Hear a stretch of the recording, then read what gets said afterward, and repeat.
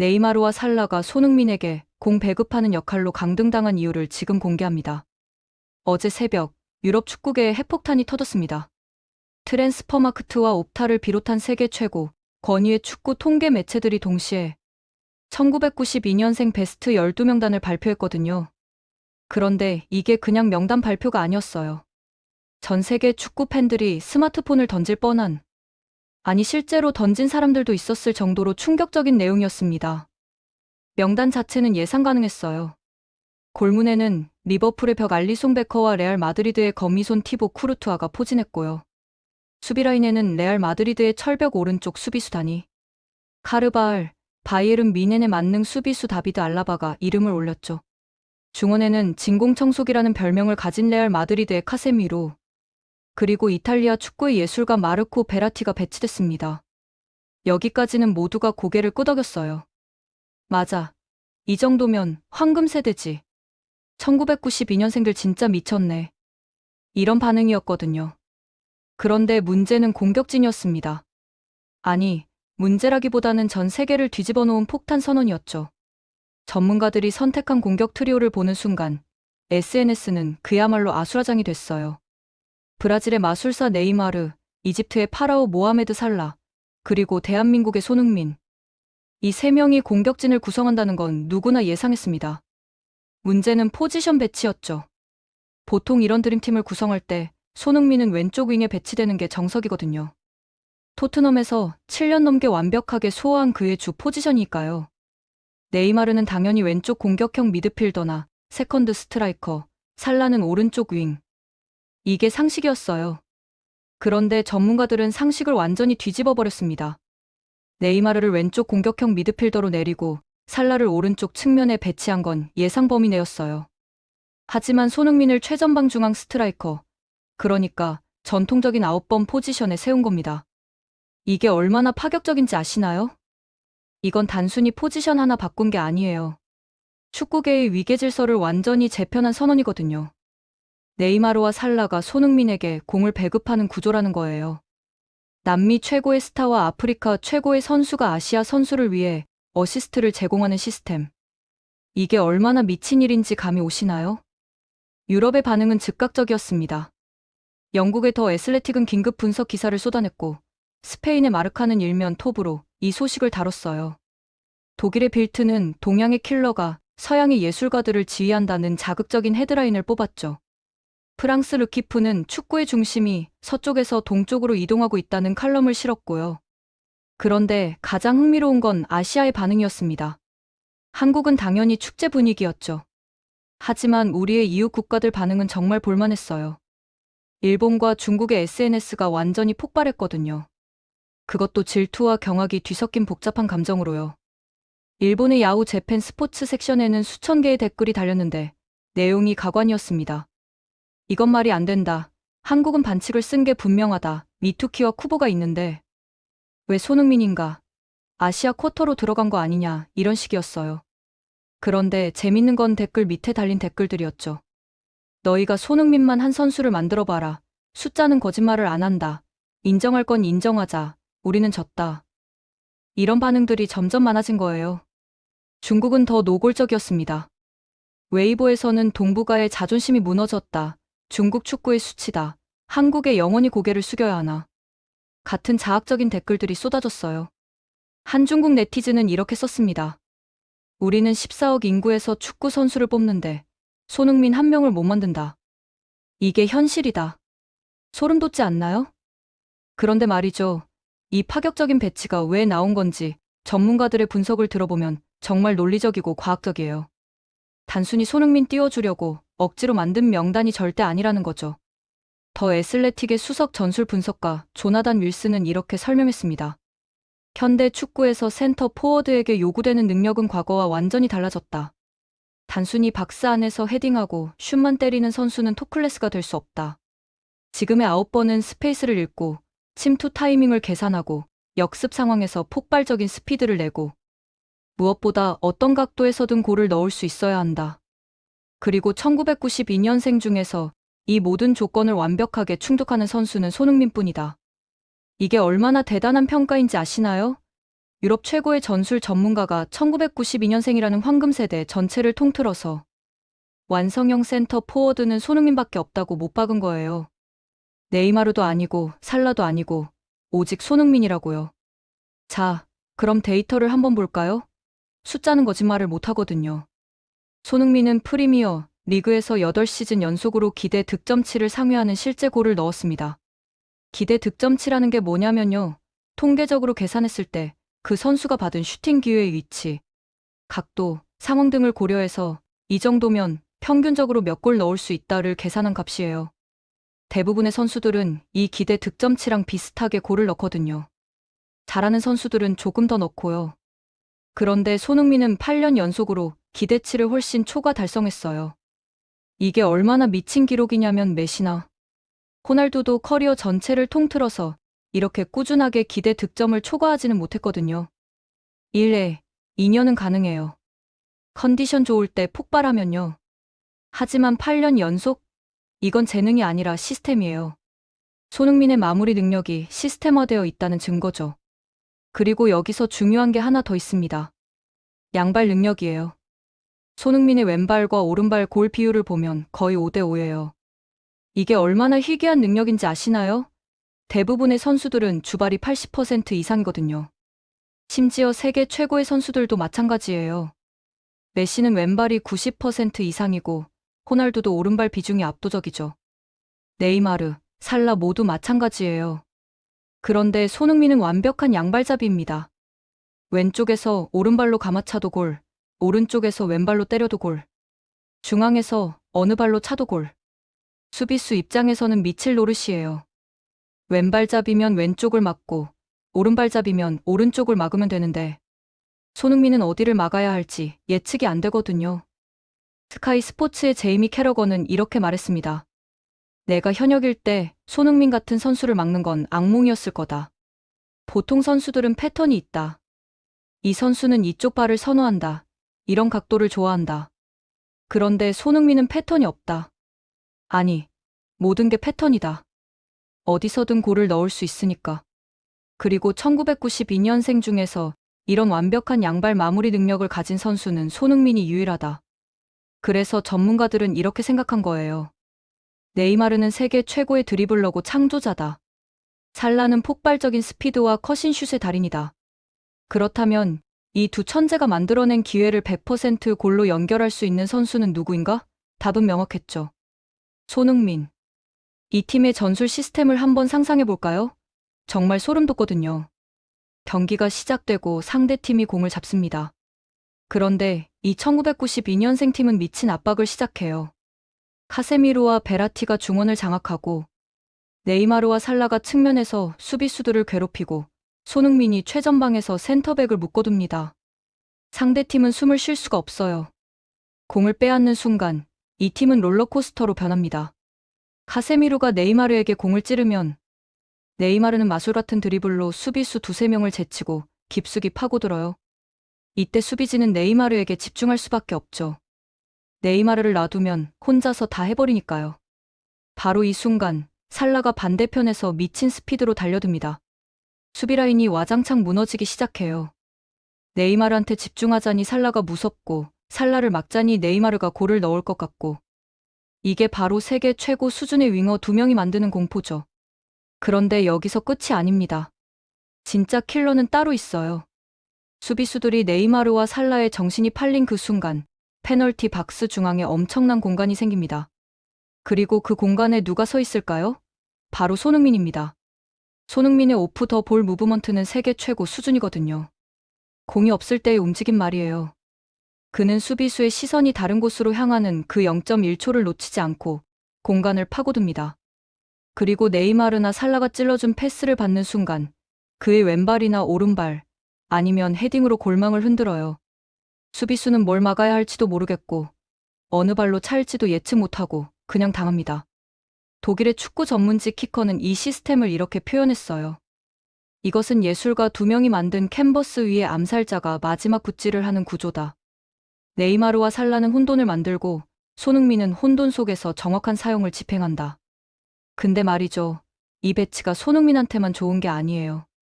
네이마르와 살라한테도 완벽한 구조거든요. 왜냐면 손흥민이 최전방에서 수비수들을 묶어주기 때문이에요. 손흥민이라는 선수의 특징이 뭐냐면 어마어마한 작업량이에요. 그는 공격수지만 수비까지 뛰는 전사거든요. 토트넘에서 경기당 평균 1일에 2km를 뛰어요. 이게 얼마나 미친 거냐면 일반 미드필더 수준이에요. 공격수가 미드필더만큼 뛴다는 게 말이 되나요? 그래서 상대 수비수들은 손흥민을 상대할 때 육체적으로 완전히 녹아내려요. 손흥민이 압박하러 내려오면 따라가야 하고, 손흥민이 침투하면 또 쫓아가야 하고, 한 경기 내내 손흥민만 따라다니면 90분 후엔 다리가 후들거리죠. 그럼 그 수비수는 네이마르와 살라를 막을 여력이 없어져요. 결국 이 시스템은 완벽한 공생 구조입니다. 손흥민이 수비수들을 피곤하게 만들고 공간을 만들면 네이마르와 살라가 그 공간에서 마음껏 예술을 펼치고, 그렇게 만들어진 결정적 찬스를 손흥민이 골로 마무리하는 거예요. 누가 주인공이고 누가 조연이 아니라 세 명 모두가 서로를 위한 완벽한 파트너인 셈이죠. 그런데 이쯤에서 흥미로운 비교가 나옵니다. 바로 1987년생 황금세대와의 비교예요. 1987년생에는 누가 있냐면요. 리오넬 메시, 루이스 수아레스, 카림 벤제마 같은 절대 레전드들이 있거든요. 이 세대는 21세기 초중반 축구를 지배한 괴물들이에요. 만약 1987년생 베스트 11과 1992년생 베스트 11이 경기를 한다면 누가 이길까요? 이 질문에 대해 유럽의 전문가들은 의외로 의견이 엇갈렸어요. 스페인의 전설적인 해설자 카를레스 푸요는 이렇게 말했습니다. 87년생 팀에는 메시가 있다. 메시 혼자서 경기를 뒤집을 수 있다. 그러나 92년생 팀은 시스템이 더 견고하다. 87년생이 개인의 천재성으로 이긴다면 92년생은 집단의 완성도로 이긴다. 이게 핵심이에요. 87년생은 천재들의 집합이에요. 메시의 드리블, 수아레스의 투지, 벤제마의 링크업 플레이. 이런 개인 능력들이 폭발하면 상대가 누구든 박살낼 수 있죠. 하지만 92년생은 다릅니다. 이들은 현대 축구의 진화된 형태를 대표해요. 현대 축구는 개인 기술만으로는 부족해요. 압박 축구, 역습 축구, 공수 전환 속도, 피지컬 싸움, 90분 내내 유지되는 강도. 이런 요소들이 결합되어야 이기는 거거든요. 그리고 92년생 팀은 이 모든 걸 갖췄어요. 알리송과 쿠르투아는 단순한 골키퍼가 아니라 발로 빌드업하는 현대형 골키퍼고, 카르바알과 알라바는 수비만 하는 게 아니라 공격 하담도 하는 풀백이에요. 카세미루는 중원을 지배하는 전사이고, 베라티는 좁은 공간에서도 공을 지키는 기술자죠. 그리고 네이마르, 살라, 손흥민은 각각 창조, 돌파, 마무리를 완벽하게 분담하는 공격진입니다. 영국의 더 타임스는 이렇게 비교했어요. 87년생 팀은 페라리 쇼룸이다. 각각이 아름답고 강력하지만 함께 달리기에는 조화가 부족할 수 있다. 반면 92년생 팀은 F1 레이싱 팀이다. 각 부품이 완벽하게 맞물려 돌아가도록 설계되어 있다. 그리고 이 F1 레이싱 팀의 엔진이 바로 손흥민이라는 거죠. 카세미로와 베라티가 안정성을 제공하고, 카르바알과 알라바가 속도를 공급하고, 네이마르와 살라가 방향을 잡는다면 손흥민은 최종적인 폭발력을 만들어내는 터보 엔진이에요. 손흥민 없이 이 팀을 상상해보세요. 네이마르와 살라가 아무리 잘해도 결국 둘 중 하나가 마무리를 해야 하는데, 네이마르는 골을 넣는 것보다 만들어내는 걸 더 좋아하고, 살라는 중앙보다는 측면에서 더 위협적이거든요. 즉, 박스 중앙에서 냉정하게 골을 꽂아 넣을 킬러가 없어요. 하지만 손흥민이 있으면 이야기가 달라집니다. 네이마르는 마음껏 드리블할 수 있어요. 실패해도 괜찮아요. 손흥민이 세컨드 볼을 잡을 테니까요. 살라는 미친 듯이 달릴 수 있어요. 크로스가 살짝 빗나가도 괜찮아요. 손흥민이 그 볼을 받아서 골로 연결할 테니까요. 결국 손흥민이라는 마지막 퍼즐 조각이 끼워지면서 이 팀이 완성되는 거예요. 그럼 여기서 중요한 질문 하나 던져볼게요. 왜 하필 지금 이런 평가가 나온 걸까요? 손흥민은 이미 몇 년 전부터 잘하고 있었잖아요. 왜 2026년 지금에서야 이런 드림팀의 중심 스트라이커로 인정받는 걸까요? 답은 간단해요. 축구계의 인식이 바뀌었기 때문입니다. 아니, 더 정확히 말하면 축구계가 현실을 받아들일 수밖에 없게 됐기 때문이에요. 2010년대 초반만 해도 아시아 선수들은 유럽에서 특정 이미지로 고정되어 있었어요. 성실하다, 열심히 뛴다, 착하다. 좋게 말하면 이런 거고, 나쁘게 말하면 재능은 부족하지만 노력으로 메운다는 뜻이었죠. 박지성 선배가 대표적이에요. 물론 박지성 선배는 정말 위대한 선수예요.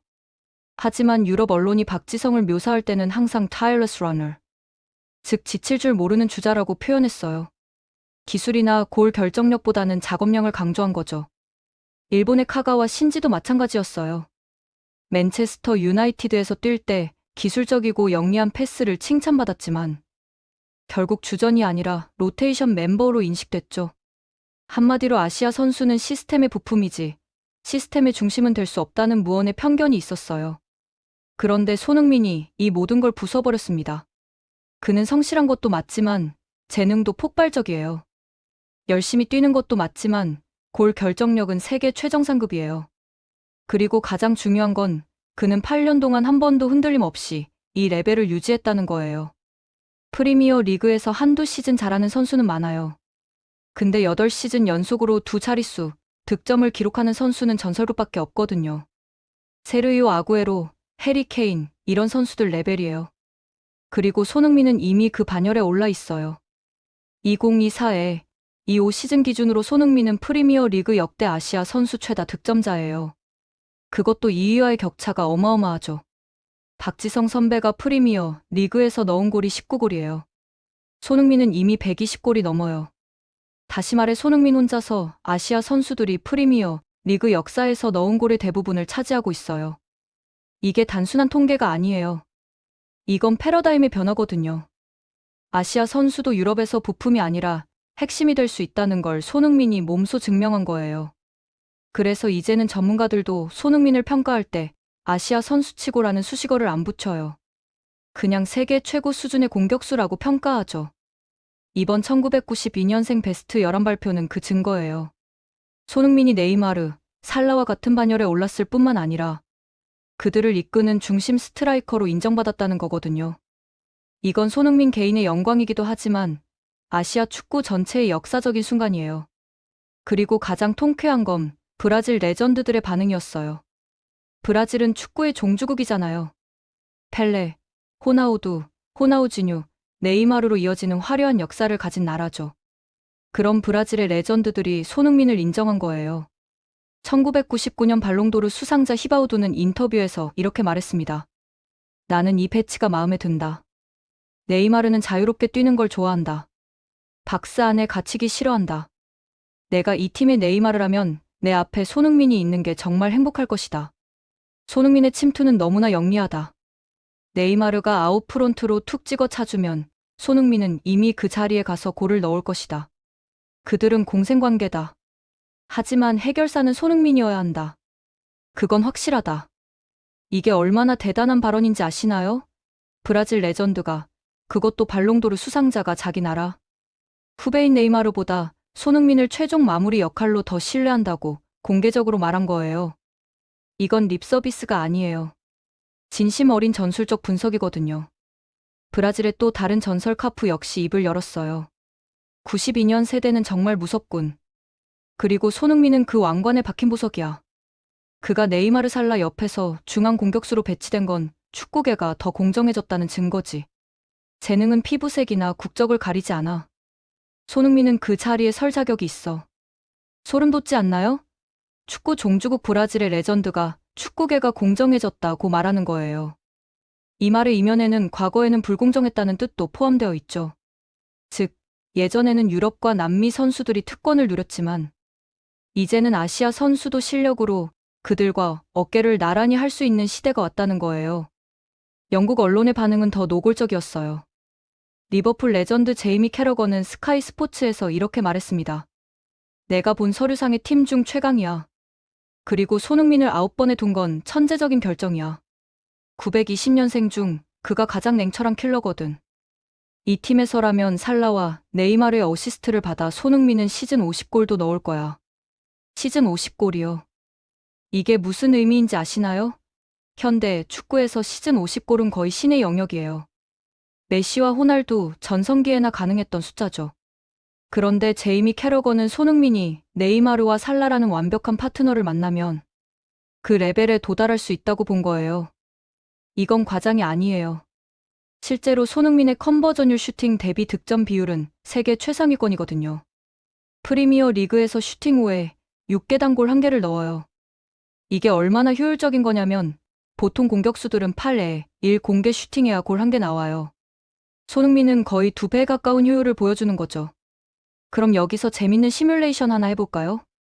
만약 이 1992년생 팀이 정말 한 시즌을 함께 뛴다면 어떤 일이 벌어질까요? 일단 네이마르가 시즌 20어시스트를 기록할 거예요. 네이마르의 창조력이면 충분히 가능하죠. 살라 역시 15어시스트 이상 만들어낼 겁니다. 그럼 손흥민 앞으로 35개 이상의 완벽한 찬스가 오는 거예요. 손흥민의 컨버전율을 고려하면 이 찬스의 최소 60에 70%를 골로 만들 겁니다. 그럼 25골 이상이에요. 여기에 손흥민 자신이 만들어내는 골까지 합치면요. 손흥민은 혼자서도 골을 만들 수 있는 선수거든요. 중거리 슛, 역습 상황에서의 독주골, 세컨드볼 마무리. 이런 것까지 합치면 시즌 3호에 40골은 충분히 가능해요. 제이미 캐러거가 50골이라고 한 건 조금 과장이지만 완전히 불가능한 숫자는 아닌 거죠. 그리고 이 시나리오가 현실이 되면 정말 흥미로운 일이 벌어져요. 득점왕 경쟁이 네이마르나 살라가 아니라 손흥민이 되는 거거든요. 남미와 아프리카의 슈퍼스타들이 아시아 선수를 위해 헌신하고 그 결과 아시아 선수가 득점왕을 차지하는 그림. 이게 얼마나 역사적인 장면이에요? 일본과 중국은 이 시나리오를 상상만 해도 속이 쓰릴 거예요. 왜냐하면 그들이 평생 꿈꿔온 일이 한국 선수에 의해 이루어지는 거니까요. 일본은 중타가와 신지, 나카타 히데토시, 최근에 미나미노 타쿠미, 쿠보 타케우사까지 유럽에서 뛰는 선수들이 꽤 있어요. 그런데 이들 중 누구도 손흥민 레벨에는 도달하지 못했어요. 카가와가 잘할 때도 맨체스터 유나이티드의 핵심이라기보다는 로테이션 멤버였고, 나카타도 세리에에서 잘 뛰긴 했지만 팀의 절대적인 에이스는 아니었죠. 재밌게 보셨다면 구독과 좋아요, 알림 설정 부탁드립니다.